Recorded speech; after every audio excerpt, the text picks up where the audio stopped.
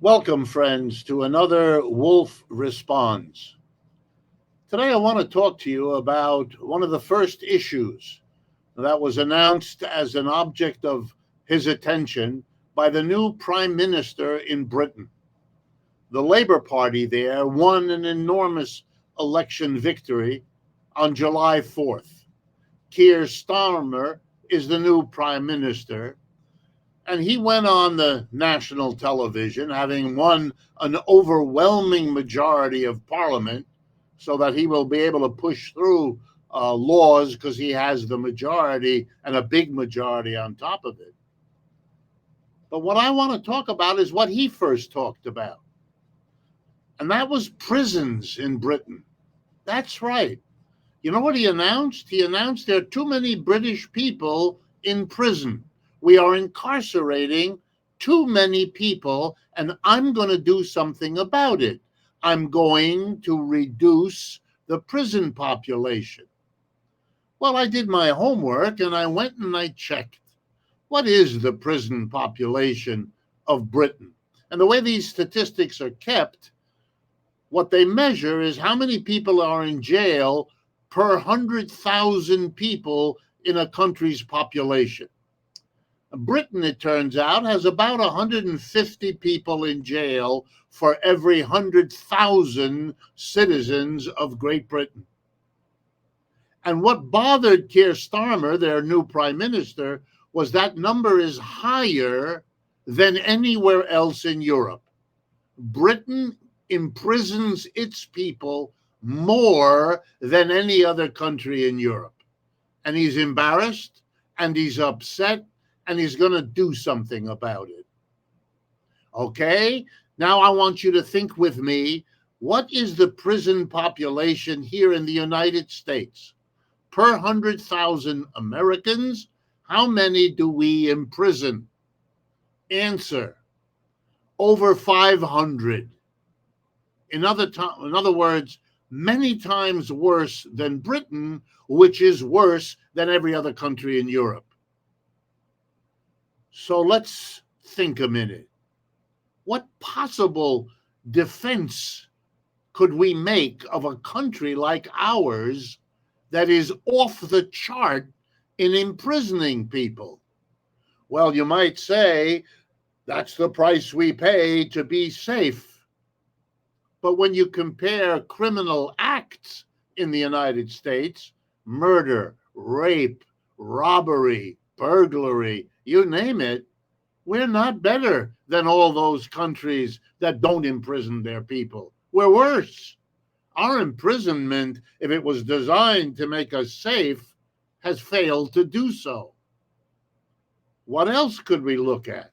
Well, do we at least do something for people we throw in jail so they don't come back into jail after they're released? Something called recidivism. No, it turns out we have a horrible rate of recidivism in the United States. 70%, give or take, of the people that go out are coming back in. And you and I both know why, don't we?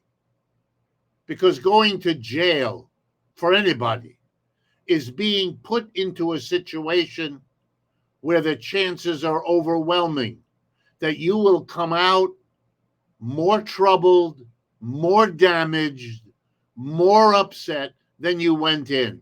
I know there are exceptions. There always are. But jails are not designed to help people. They're designed in our country, above all, to punish them. When we give people jobs in jail, they have no say whatever over the work they do, and they are paid amounts of money that are illegal outside of jail because they're so low. These are signs of disrespect. These are exploitations.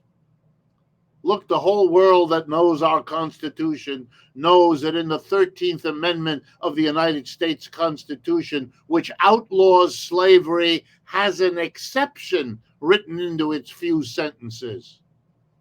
In jails, our Constitution says we do not abolish slavery.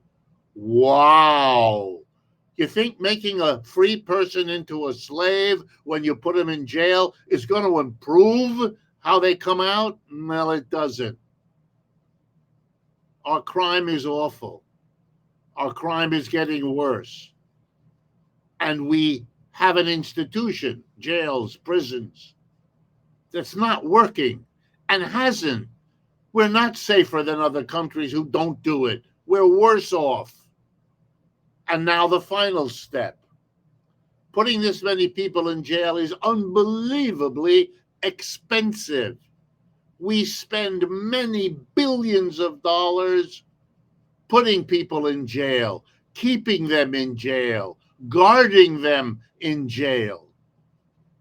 And our people don't want to spend taxes like that. But our failed jail system keeps sucking up the money.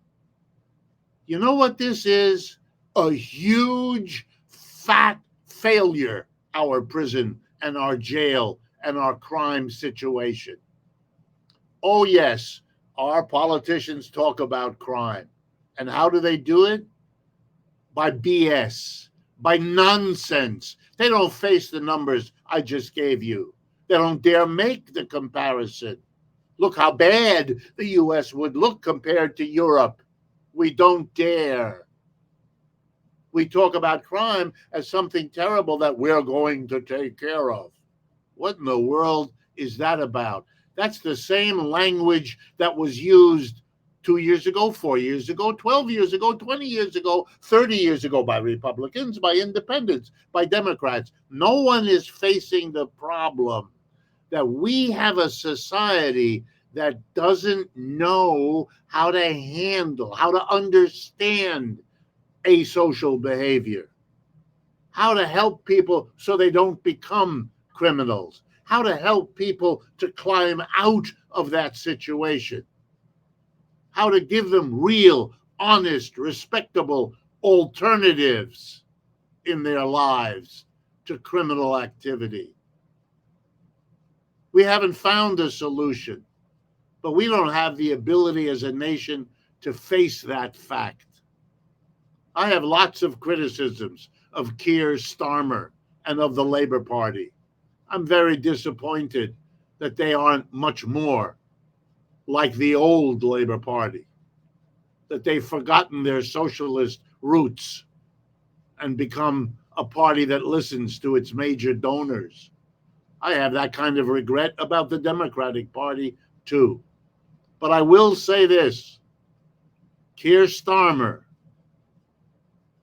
at least faced the reality of a system that isn't working properly because the British put too many people in jail compared to other societies in Europe. He was kind and didn't compare it to the United States. And I am not so kind. And I am comparing it because we need to look at that. Like so many of our basic problems that we don't look at. And let me remind you of what you know. The fact that you don't look at a problem, that you don't talk about it, that you pretend it isn't there, doesn't make it go away. It just makes it fester and get worse until you can't look at it because it is in the process of overwhelming you. Let's not miss our chance, folks, while there's still time.